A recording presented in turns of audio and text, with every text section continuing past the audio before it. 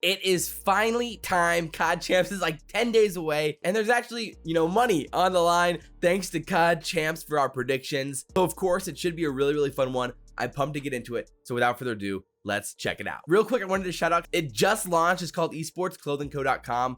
That's where you get hoodies like this. And I think it's a really cool option. They have some city-based designs, which are really cool, and some game-inspired designs from the past. It has some really nice, affordable options for t-shirts and hoodies, and I think it's really cool, and I'm excited about it. So I hope you guys are as well. I would love if you go check it out at the end of the video. So go check it out. Maybe something will catch your eye. Either way, it's pretty dope. I'm excited about it, but let's get right into the video. Let's go. So here is the bracket for Call of Duty Champs. So it's a weird system this year where they're not playing all of the tournament on like 1 or 2 days. It's actually taking place over the span of 5 days between the 19th and the 23rd. So it'll be fun to do one initial prediction and then kind of update the bracket, do some more predictions and how this might play out in the future here once the games actually get going. So I'm really looking forward to this, but there's some incredibly tough first round matchups here that then lead into their own, winner side and loser side of things and create for some really interesting matchups. So one thing that's interesting is that the CoD League's doing a promotion where if you pick the perfect bracket, you win $100,000. So I'm going for this 100K, get in the bag, baby. But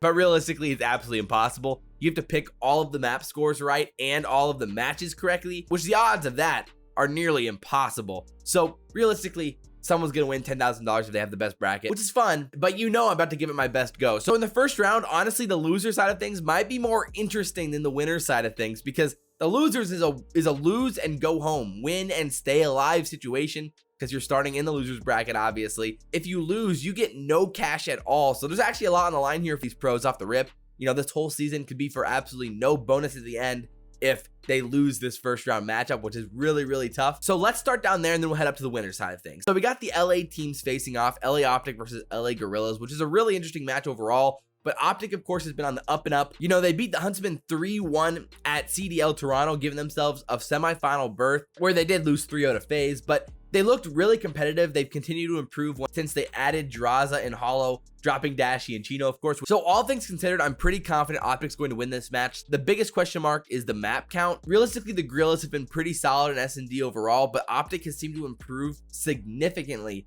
in S&D. But because it's the first round, I'm going to give LA Guerillas one map. I would imagine either the S&D or the Dom. It's unlikely the LAG comes out on fire in hardpoint, but I guess you never know. The connection, they're kind of both LA centered teams. So Slasher won't have as much to complain about in this first round when it comes to the connection, but I'll take OpTic 3-1. In this bottom side of things, Legion Surge.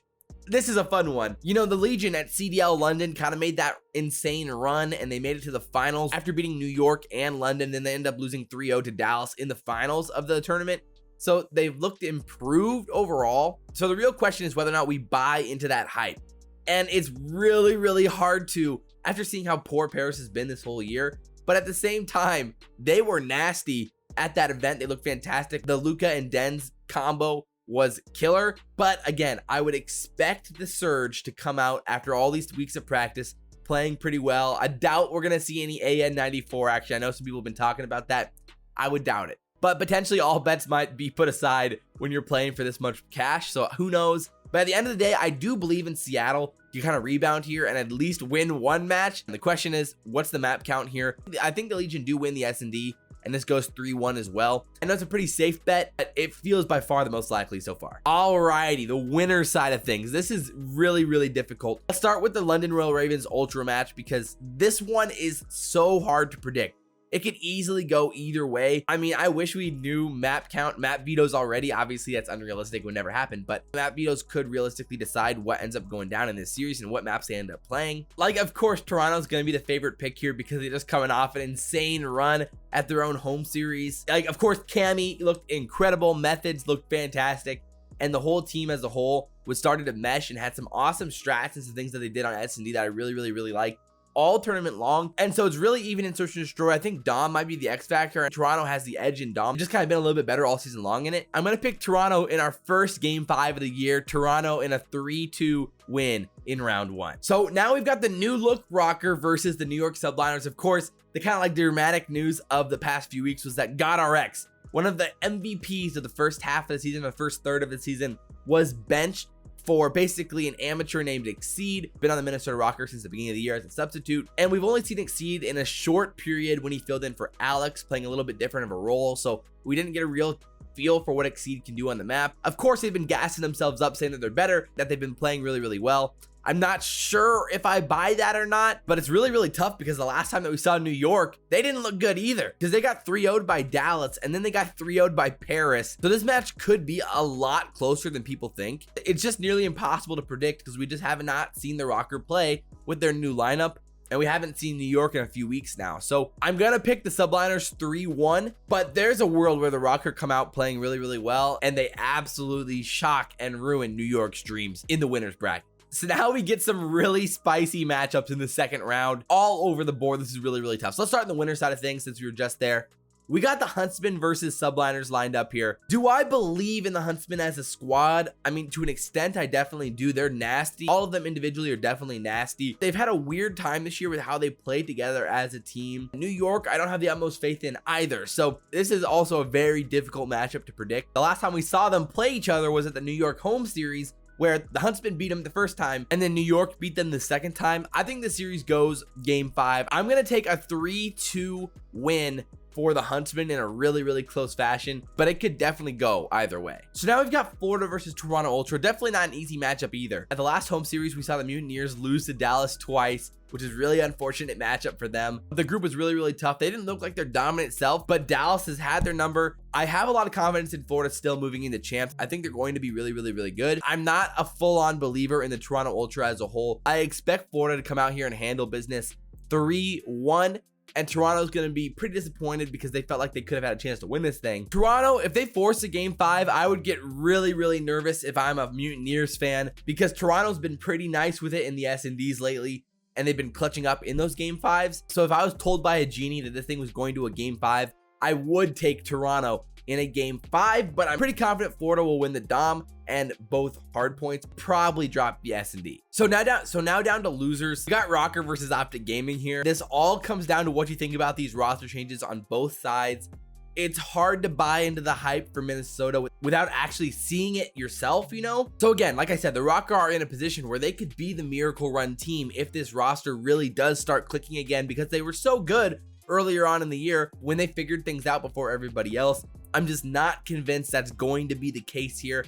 I think OpTic's going to be coming out to play. When it comes to game modes, these teams match up pretty evenly, but I feel like I would give OpTic the edge in S&D. It's pretty split in hard points and in Dom. So with that said, I'm going to take OpTic in a 3-2 fashion over the Rokkr in a really close one inside losers here, which would be absolutely epic. Now we got the Royal Ravens versus the Surge, two teams who have not been able to clutch up in their S&Ds so far in tournaments this year for the most part. Even though London Royal Ravens have won a lot of S&Ds, but when it comes to the close ones that, you know, when their backs are against the wall, they've really been struggling in those. So this becomes a really interesting match really quick, because overall I think I have a little bit more confidence in the London Royal Ravens, but I don't have enough confidence to pick them in a 3-1. So I'm going to pick them in a 3-2 where they do clutch up in the S&D. The Surge fall just short. It's going to be incredibly frustrating. My goodness, that would be absolutely insane. So on the winner side of things, we got the matchups that everybody wants to see here. We got FaZe versus Huntsmen, Empire versus Mutineers. That's exciting. I mean, I would be hyped if that's the case. It would get me pumped, to say the least. If you listen to the podcast, you know I'm a FaZe believer. I think they're going to be coming out firing on all cylinders here, looking really good. Going back to the drawing board with these things and just absolutely frying. It's an interesting matchup because you got the Pristini Arcties versus Simp Abezy duo here. Inside champs, of course, it's the Huntsmen. It's FaZe versus OpTic. I mean, it could rack in like 200-300,000 viewers, I think, which would be great for the esport overall. And so I'm hoping it happens. So with that said, I think FaZe takes this one 3-1. I think they're gonna be looking really good. I know the last time they played, Chicago got the best of them, but FaZe is going to be ready this time around. They're gonna take them 3-1. So Empire Mutineers is up next, and I really think this is gonna be more of the same. The Empire are the team that I have the most faith in, the team that I believe will be the most consistent. They're definitely a fundamental team led by Crim and Clay. I expect them to come out looking really good. I'm gonna give them a 3-1 versus Florida overall. Florida could take a Dom or a hard point. I really do think Dallas is gonna come out looking really nice here in the winners semis. So here we go. OpTic versus Toronto in the losers round 3. Last time we saw them, they went game 5. OpTic had it in the bag. They blew it. It was really, really tough. I think they're going to learn from their mistakes, and they're going to clutch it up this time around in the S&D. OpTic's going to be the kind of Cinderella team here, making the run in the losers, playing some good COD, beating some solid teams. And by just pure chance of how the bracket plays out, we have a Huntsmen versus OpTic matchup in the losers round 4. That's crazy. All right, so Subliners versus London. So we had the Subliners losing the Huntsmen in a really, really close matchup in winners round 2 and take care of business in a 3-1. I would take London to win the S&D. I could definitely see this one going to a game 5. London could take the Dom, I think, very easily, but I'll leave it at 3-1. So we got some intense losers round 4 matchups here. Huntsmen versus OpTic Gaming. The fans are gonna absolutely love this one. And last time they met, OpTic won 3-1. Like, you know, they won that Ramaza 6-5, which was insanely close and really crazy. It was a wild series, to say the least. Really, really close all the way through. If OpTic's playing this well already, this matchup is incredibly difficult to pick. I think I'm going to pick the Huntsmen to clutch up a game 5 here in a 3-2 fashion. My goodness, if that actually happened, would be crazy. Sending them to the top 4 to face off against the winner of the Mutineers versus Subliners here. And I mean, just truly, I believe in these top 4 teams overall. There's a reason why they're top 4. They played fantastic at the end of the year. We've seen all these teams have variables of success, and they've been the most consistent, basically tournament in and tournament out, all the way through the year, especially at the end of the year, to say the least. The last time these teams played, which was a while back at this point, but they went game 5. It was really, really close. I think the Mutineers are going to close this one out in a really, really tight 3-1 fashion. They're going to win that final hardpoint in a really, really close way. It's going to be a tough way to go out if you're a New York fan. But we got the top 4 now, which are the top 4 seeds in the tournament.